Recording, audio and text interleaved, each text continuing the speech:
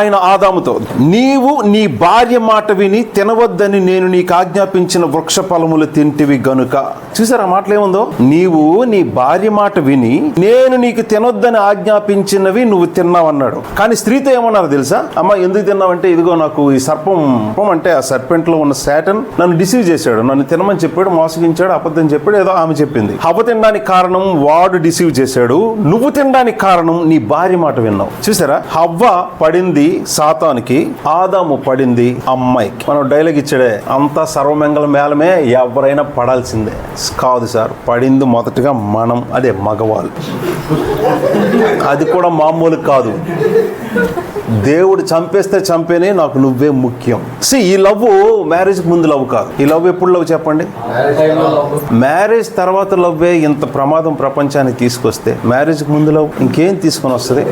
Sir ఈ మాట నేను సీరియస్గా చెప్తున్నాను. మా చర్చి వాళ్ళకి చెప్పి చెప్పి చెప్పి వాళ్ళ బోర్ కొట్టి ఉంటుందేమో కానీ నేనైతే ఈ మాట చెప్తున్నది, ఆదాముకు వచ్చిన విషయం చూస్తే ఎవరైనా దేవుడా పక్కన పెడదాం, ముందు మనుషులు వాళ్ళ వాల్యూస్ చూస్తే ఆదామే రైట్. తన భార్యకు ఆమె ప్రాణానికి ఆయన ఇచ్చిన విలువ చూసారా? ఆమె ప్రాణానికి ఆయన ఇచ్చిన విలువ చూసారా? అరే ఆమె తినేసింది చచ్చిపోతుంది, దేవుడు వచ్చి ఇంకొకరిని ఇస్తాడేమో, ఉండొచ్చుగా, నాకు ఇంకొకరు వద్దు, నువ్వే కావాలి. అది మ్యాన్ అంటే పురుషుడి కంటే భర్తకు ఉండాల్సిన కమిట్మెంట్, తెగువ, లవ్.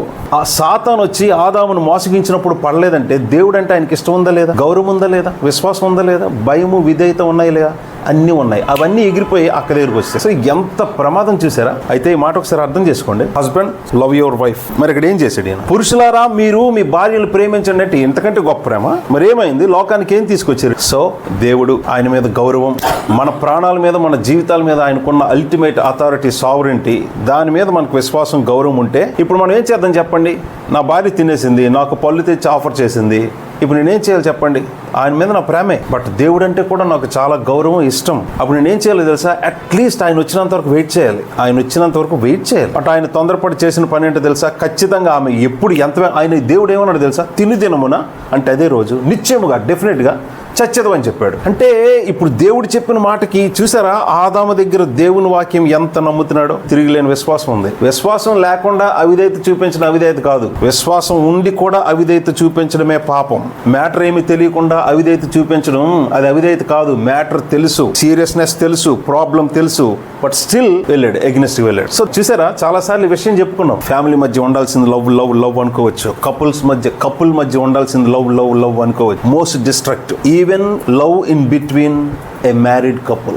ఏం మాట్లాడుతున్నావు, పిచ్చాకి ఇచ్చాను అనుకుంటున్నాను అనుకోవచ్చు. బైబిల్లో ఓపెనింగ్ పేజెస్ అంత పెద్ద విట్నెస్ ఇస్తుంటే మరి ఎలా నన్ను హైలైట్ చేయమంటారు? సో హైలైట్ చేయాల్సింది ఫస్ట్ మీ ఇద్దరి మధ్యన ఉండాల్సిన లవ్ కంటే దేవుని మీద ఉండాల్సిన లవ్ అండ్ ట్రస్ట్, కమిట్మెంట్. అది మాత్రమే ఫ్యామిలీని కాపాడుతుంది. దేవుడు లేని, దేవునికి ప్రయారిటీ లేని ఎంత అద్భుతమైన లవ్, మెచ్యూరిటీ, కమిట్మెంట్ ఒక వ్యక్తిలో ఉన్నా అది హైలీ డిస్ట్రక్టివ్. మళ్ళీ చెప్తున్నాను, హైలీ డిస్ట్రక్టివ్. బైబిల్లో అద్భుతమైన భక్తిపరుడు ఉన్నాడు, మనందరికంటే జ్ఞాని. ఎవరైనా? సొలొమోన్. ఆయన లవ్తో ఆ అమ్మాయి మీద ఫస్ట్ ఎవరిని ప్రేమించి పెళ్లి చేసుకున్నాడా లేదా? పెళ్లి చేసుకున్నాడు అమ్మాయిని. దానికి బైబిల్లో దేవుడే ఇష్టపడి బుక్గా రాయించారు. ఏంటి ఆ బుక్? పరమగీత, song of. అది సొలొమోన్ లవ్ స్టోరీ. అంత ఇష్టపడి ప్రేమించి ఆ అమ్మాయిని పెళ్లి చేసుకొని గొడవలు పడి ఇదంతా జరిగింది కదండి. ఇప్పుడు ఆ అమ్మాయి ఇంట్లో ఉంది. పెళ్ళైన 10 సంవత్సరాల తర్వాత బైబిల్ చదువుతుంది అనుకుందాం, ఈ ఎంటైర్ బైబిల్ చదువుతున్నాను, ఒక్కొక్క బుక్ వరుస మీద చదువుతుంది. సాంగ్ ఆఫ్ సాంగ్స్ వచ్చింది.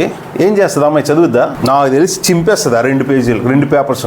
అంత లవ్ అన్నాడు, అది అన్నాడు, ఇది అన్నాడు, వారంకి 2 పెళ్ళిళ్ళు చేసుకున్నాడు. నా దగ్గరికి వచ్చి అన్నాళ్ళు అయింది. అన్నయ్యకి 1000 పెళ్ళిళ్ళు, 1000 మంది భార్యలు, అదే వాళ్ళని కాంక్యుబెన్స్ అందరికీ.